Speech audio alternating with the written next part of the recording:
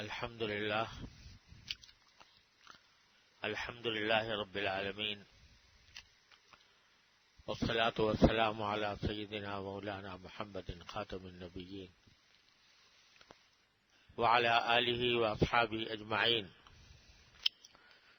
وعلى كل من تبعهم بإحسان إلى يوم الدين. أما بعد، فأعوذ بالله من الشيطان الرجيم. بسم الله الرحمن الرحيم. والسماء ذات البروج واليوم الموعود وشاهد ومشهود. قتل أصحاب الأخدود النار ذات الوقود إذ هم عليها قعود وهم على ما يفعلون بالمؤمنين شهود. وما نقموا منهم إلا أن يؤمنوا بالله العزيز الحميد الذي له ملك السماوات والأرض والله على كل شيء شهيد. إن الذين فتنوا المؤمنين والمؤمنات ثم لم يتوبوا فلهم عذاب الحريق. آمنت بالله صدق الله مولانا العظيم. بزرگان محترم اور برادران عزیز، السلام علیکم ورحمۃ اللہ وبرکاتہ۔ یہ سورہ بروج کی ابتدائی آیتیں ہیں، اور جس واقعے کا ان آیتوں میں ذکر ہے یا اشارہ ہے، اس کی تفصیل میں گزشتہ سے پیوستہ جمعہ میں عرض کر چکا ہوں، جس کا خلاصہ یہ ہے کہ ایک نوجوان لڑکے کو اللہ تبارک و تعالی نے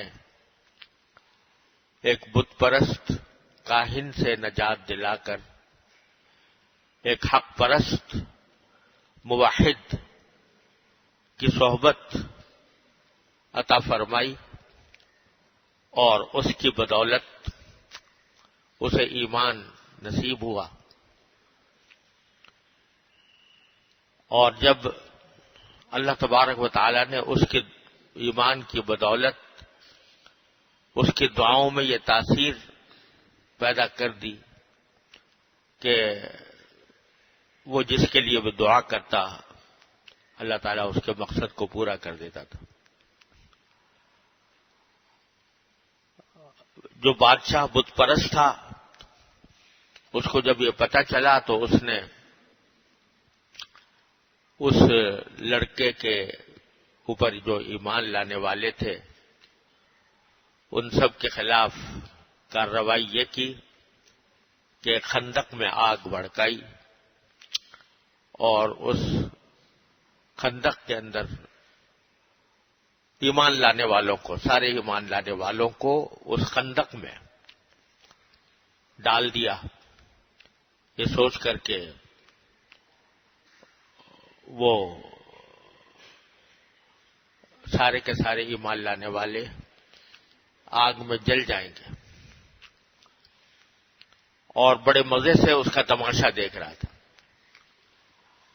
لیکن اللہ تبارک و تعالیٰ کا کرنا ایسا ہوا کہ جن لوگوں کو آگ میں ڈالا گیا تھا، اللہ تعالیٰ نے ان کی روحیں پہلے ہی قبض کر لی، ان کو آگ کی کوئی تکلیف نہیں ہوئی، اور وہ آگ بڑھ کر خود اس بادشاہ اور اس کے ساتھیوں کو اپنی لپیٹ میں لے گئی۔ ان لوگوں کو اصحاب الاخدود کہا جاتا ہے، جنہوں نے وہ خندق کے اندر آگ لگائی تھی، یعنی خندق والے۔ اس کے کچھ آثار اب بھی سعودی عرب کے شہر نجران میں سنا ہے کہ موجود ہیں۔ اس واقعے میں دو تین عظیم نصیحتیں ہیں جس کی وجہ سے اللہ تبارک و تعالی نے ان کا خاص طور پر ذکر فرمایا۔ ایک تو یہ بات کہ اللہ تبارک و تعالی اگر کسی بندے کے اندر حق کی صحیح طلب ہو، یعنی وہ دل میں یہ طلب ہو کہ میں حق تک پہنچوں،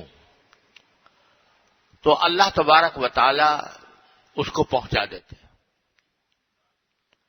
ضرورت جو ہے وہ طلب کی ہے۔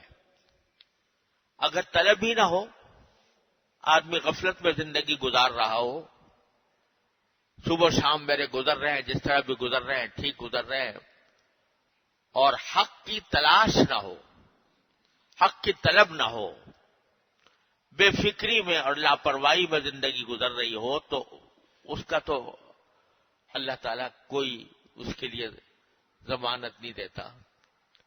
لیکن اگر حق کی طلب ہو انسان کے اندر، یہ طلب ہو کہ میں حق تک پہنچوں، صحیح بات میرے علم میں آئے، میں اپنا صحیح طرز عمل اختیار کروں، تو اللہ تبارک و تعالیٰ اپنے فضل و کرم سے اس کو پہنچا دیتے ہیں۔ یہ لڑکا جس کا ذکر ہے، اس کو اللہ نے طلب عطا فرمائی تھی۔ بادشاہ نے اس کو کاہن کے پاس، بت پرست کے پاس بھیجا تھا کہ کہانت سیکھنے کے لیے، لیکن اس کے دل میں طلب تھی اور وہ کسی موحد کے پاس چلا گیا، اللہ تعالیٰ نے اس طلب کو قبول فرمایا۔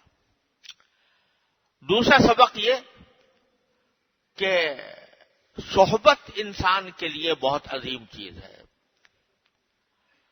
اور اچھی صحبت، نیک لوگوں کی صحبت، یعنی ان کے ساتھ اٹھنا بیٹھنا، ان کے ساتھ رہنا، ان کی باتیں سننا، ان کے طریقے کو دیکھنا، یہ انسان کے اوپر بہت زیادہ اثر انداز ہوتا ہے۔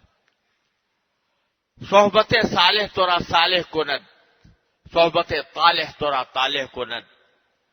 نیک آدمی کی صحبت انسان کو نیک بناتی ہے، اور برے آدمی کی صحبت انسان کو برا بناتی ہے۔ اس لیے اللہ تبارک و تعالی نے فرمایا، یا ایھا الذین آمنوا اتقوا اللہ وکونوا مع الصادقین، اے ایمان والو تقوی اختیار کرو اور سچوں کے ساتھ بن جاؤ، سچوں کے ساتھی بن جاؤ، سچے لوگوں کے ساتھ اٹھو بیٹھو۔ اس لڑکے کو دیکھیے کہ اس کو اللہ تعالیٰ نے ایک موحد کی صحبت عطا فرمائی، اس کے نتیجے میں اللہ تعالیٰ نے نہ صرف یہ کہ اس کو ایمان کی دولت نصیب ہوئی، بلکہ اللہ تبارک و تعالیٰ نے اس کو دوسرے بے شمار انسانوں کی اصلاح کا ذریعہ بنا دیا۔ تو دوسرا سبق عظیم اس سے ملتا ہے۔ تیسرا سبق اس واقعے میں یہ ہے کہ اللہ تبارک و تعالیٰ سے دعا کرنا اگر خلوص کے ساتھ ہو، اور خلوص کے ساتھ آدمی اپنے لیے صحیح راستہ مانگے، اہدنا الصراط المستقیم، ایاک نعبد و ایاک نستعین، اہدنا الصراط المستقیم، تو اللہ تعالیٰ اس کو ضرور دے دیتے ہیں۔ جب اللہ تعالیٰ سے سچے دل کے ساتھ مانگا جائے کہ اللہ مجھے صراط مستقیم عطا فرما دیجئے، یعنی میرے حالات کی اصلاح فرما دیجئے، مجھے اپنا تابع دار بنا دیجئے، تو اللہ تبارک و تعالیٰ اس کو بنا دیتے ہیں، آخر کار وہ بن جاتا ہے۔ ہدایت کی دعا رائے گاہ نہیں جاتی، جیسے کہ اس لڑکے کے سلسلے میں اللہ تعالیٰ نے قبول فرمایا۔ اور چوتھا سبق یہ ہے کہ جو لوگ مسلمانوں پر، اہل ایمان پر، ان کے ایمان کی وجہ سے ظلم و ستم ڈھاتے ہیں، یا ان کو آزمائشوں کا نشانہ بناتے ہیں، اذیتیں دیتے ہیں، وہ چاہے دنیا کے اندر کچھ دیر نفع بھی اٹھا لے، لیکن آخر کار ان کا انجام بڑا خطرناک ہے۔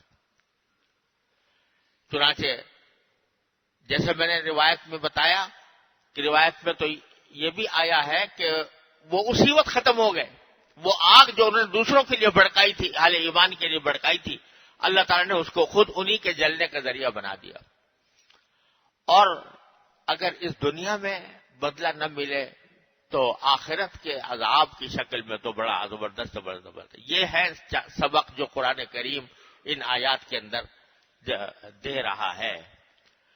تو میں اب اس کا ترجمہ کرتا ہوں. وَالسَّمَاءِ ذَاتِ الْبُرُوجِ، قسم ہے آسمان کی، برجوں والے آسمان کی. آسمان کو 12 حصوں پہ تقسیم کیا گیا ہے، ساری دنیا جانتی ہے. تو وہ ہم میں سے ہر حصہ برج کہلاتا ہے. کہتے ہیں بس سورج جو ہے فلاں برج میں چلا گیا ہے وغیرہ وغیرہ. تو برجوں والے آسمان کی قسم. والیوم الموعود، اور اس دن کی قسم جس کے آنے کا اللہ نے وعدہ کر رکھا ہے، یعنی قیامت کا دن. وشاہد ومشہود، قسم ہے حاضر ہونے والے کی اور جس کے پاس لوگ حاضر ہوں گے اس کی.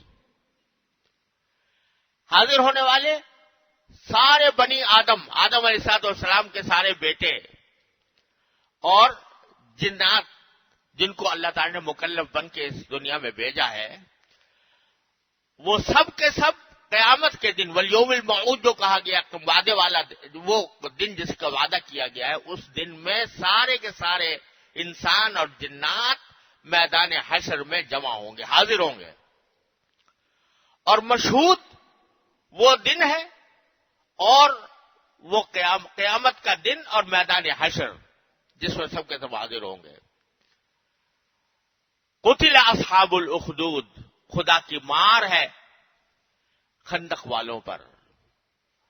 النار ذات الوقود، وہ لوگ جنہوں نے آگ بھڑکائی تھی ایندھن والی.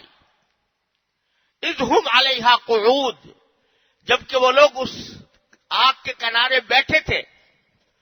وہم علی ما یفعلون بالمؤمنین شہود، اور وہ جو کچھ ایمان والوں کے ساتھ کر رہے تھے اس کا نظارہ اپنی آنکھوں سے دیکھ رہے تھے کہ دیکھو ہم نے آگ بھڑکائی ہے اور ہم ایمان والوں کو اس آگ میں ڈالنے والے ہیں. وما نقموا منہم، اور انہوں نے ان ایمان والوں کو کسی اور بات کی سزا نہیں دی، صرف اس بات کی سزا دی کہ الا یؤمنوا باللہ العزیز الحمید، کہ وہ ایمان لے آئے تھے اس اللہ پر جو سارے کائنات پر غالب ہے اور جو قابل تعریف ہے، جس کی تعریف میں زمین و آسمان اس کی تعریف کرتے ہیں. الذی لہ ملک السماوات والارض، وہ اللہ کے جس کی سلطنت ہے تمام آسمانوں پر اور زمین پر. واللہ علی کل شیء شہید، اور اللہ ہر چیز پر گواہ ہے، ہر چیز کو دیکھ رہا ہے، ہر چیز کے ہر جگہ موجود ہے. اور پھر آگے فرمایا کہ ان الذین فتنوا المؤمنین والمؤمنات، جو لوگ مومن مردوں یا مومن عورتوں کو تکلیف کا نشانہ بناتے ہیں اور ان کو اذیتیں دیتے ہیں، تو لہم عذاب جہنم، ان کے لیے جہنم کا عذاب تیار ہے. وَلَهُمْ عَذَابُ الْحَرِيقِ، اور ان کے لیے آگ کا عذاب تیار ہے. یہ ترجمہ ہے ان آیات کا جو میں نے ابھی آپ کے سامنے تلاوت کی. اور جیسا میں نے عرض کیا کہ اس میں یہ 4 سبق اس واقعے کے اندر موجود ہیں جن کا میں نے آپ کے سامنے ذکر کیا. اللہ تعالیٰ میں ان سے صحیح سمجھنے کی اور ان سے سبق لینے کی توفیق عطا فرمائے. خاص طور پر جو آخری جملہ ہے ان الذین، کہ جو مسلمانوں کو یا کسی بھی شخص کو اس کی نیکی کی وجہ سے، اس کے ایمان کی وجہ سے، اس کے اللہ تبارک و تعالی کو اپنا معبود قرار دینے کی وجہ سے اذیتوں کو نشانہ بناتے ہیں، انجام ان کا بہت برا ہے. فرعون اور نمرود سے لے کر دیکھ لو، فرعون بھی خدائی کا دعویٰ کرتا تھا اور کیسے کیسے ظلم اس نے اہل ایمان کے اوپر ڈھائے. نمرود کو دیکھو کہ کس طرح حضرت ابراہیم علیہ السلام کو اس نے آگ میں جلانے کی کوشش کی، لیکن انجام کیا ہوا؟ انجام کار فرعون بھی غرق ہوا، نمرود بھی ہلاک ہوا، اور بڑے بڑے جبار، بڑے بڑے ظالم و جابر حکمران جو انا ولا غیری کے نعرے لگایا کرتے تھے، اللہ تعالیٰ نے ان کو ذلیل کیا اور ذلیل کر کے ان کا خاتمہ برا ہوا۔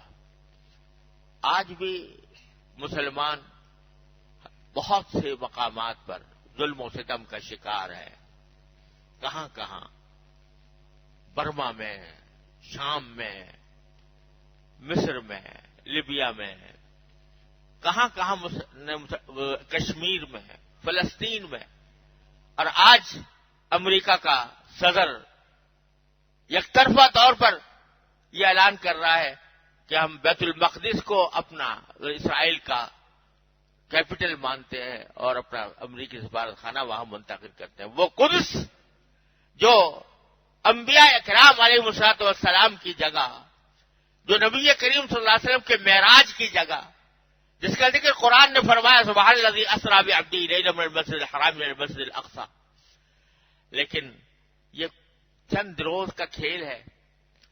یہ آج اپنے طاقت اور قوت میں مست ہیں، اپنے وسائل قوت کے اوپر ان کو ناز ہے، لیکن جب اللہ تعالیٰ کی پکڑ میں آئیں گے اور اس طرح آئیں گے کہ انشاءاللہ یہ نشان عبرت بن جائیں گے۔